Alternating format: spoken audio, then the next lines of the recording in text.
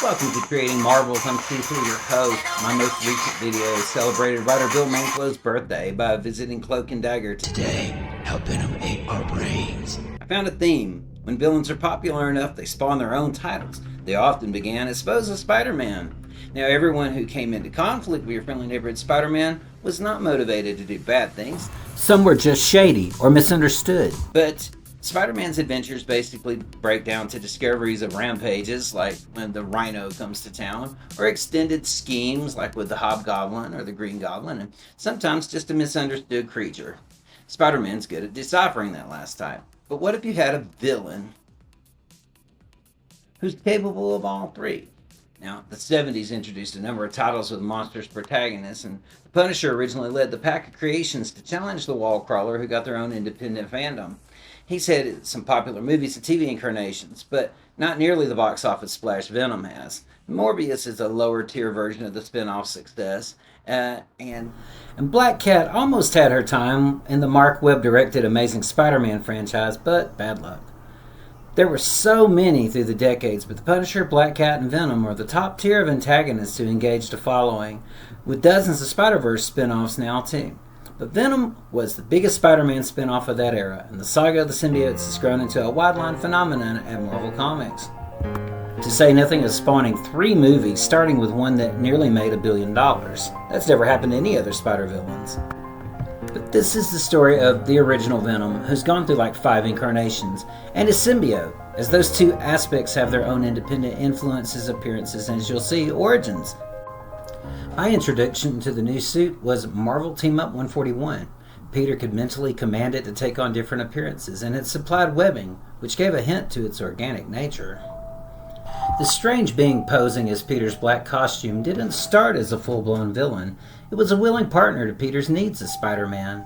You see, the most disturbing thing it did was take Peter out web-slinging in his sleep, and it was never provided a motive, was it?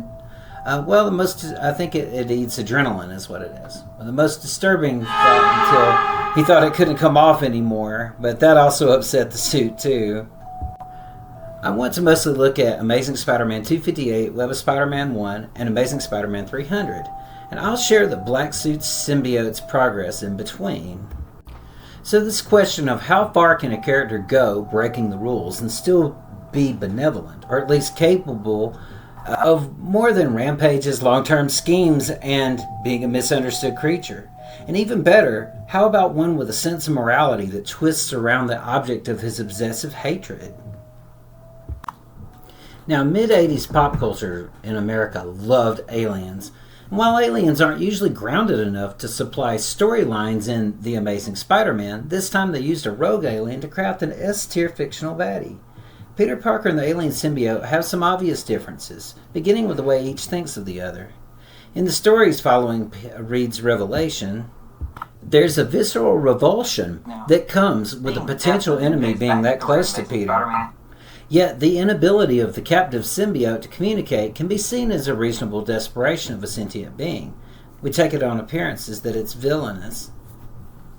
Now, seeing the depth of MJ's backstory in Amazing Spider-Man 259, it occurs to me now, if they had waited to pay off the return of the Hobgoblin, I would like to have seen how she could have fit into the storyline. Perhaps she could have brought some understanding, and maybe delayed the creation of the Venom symbiote. I think it would have been cool if she had been present during Web of Spider-Man #1 when it attacked anyway. Well, earlier, I alluded to the evolution from misunderstood creature, but we take on appearances that it's villainous. But there was something lonely, even if that was only given one-page scenes, that does make the creature sympathetic. It could respond to Peter's commands, but if it could take him out web-swinging in his sleep, it's too bad it never wrote Peter a note. I like these stories because even at age 10, I felt like there was more than meets the eye.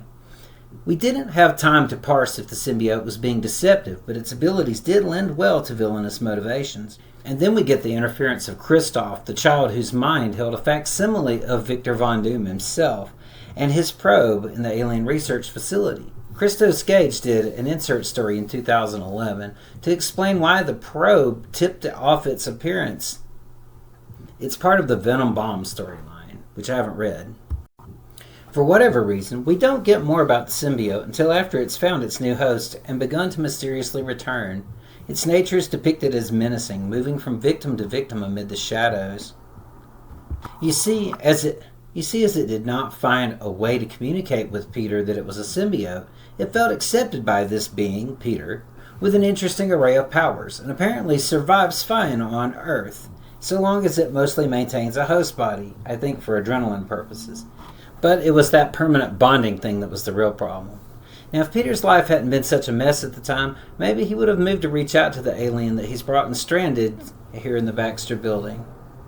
It could have been a decent place to communicate. Now, when Web of Spider-Man #1 came out, I felt like I was participating in something big and special happening that really introduced me to the fun of collecting. Like there was something that you just couldn't miss. And I really enjoyed stories where the new comic book might be something that I anticipated the most. Now, accepting and working with the symbiote, at least for a while, until they could work out a different living arrangement, would be such a fundamental change to make to the continued stories of the Spider-Man that one uses even for generic Spider-Man stories. We take it on appearances that it's villainous, but there was something lonely, if that was only given one page of scenes, that makes the creature sympathetic. It could respond to Peter's commands, but if it could take him web swinging him asleep, it's too bad it never wrote Peter a note. At the end of the story, writer Louise Simonson captions that the alien had no emotional stimulation behind its life and feeding cycle on its world. Now, when Angie read Web #1 with me, it was clear to her that the symbiote now felt what Peter was feeling as he thought he was sacrificing his life. She speculated it might have learned to care about the people of whom Parker is thinking there on Deathspell Tower. So it seems like the symbiote sacrifices its life at the end of Web 1. But as we discover in the origin, it's recounted in Amazing 300, it's actually up to no good along with Eddie Brock after they bond.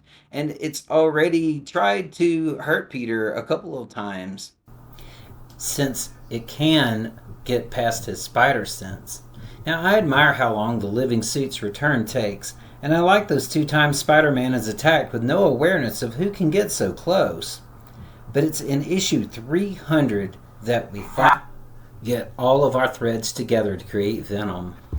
Now, writer David Michelinie originally planned for Venom to be a woman bonded with the symbiote, and that she had lost her child and her husband due to an accident involving someone paying attention to Spider-Man instead of the road. And there is a theme: Spider-Man ruins people's lives by accident. Okay, and if this spurning of an entity that had been so intimate with Peter's body, if that doesn't play to the theme, then what does? And how perfect that it bonds with Eddie Brock, whose life was ruined, he says, by Spider-Man, revealing that he had fingered the wrong guy to be the Sin Eater when he did his photo expose.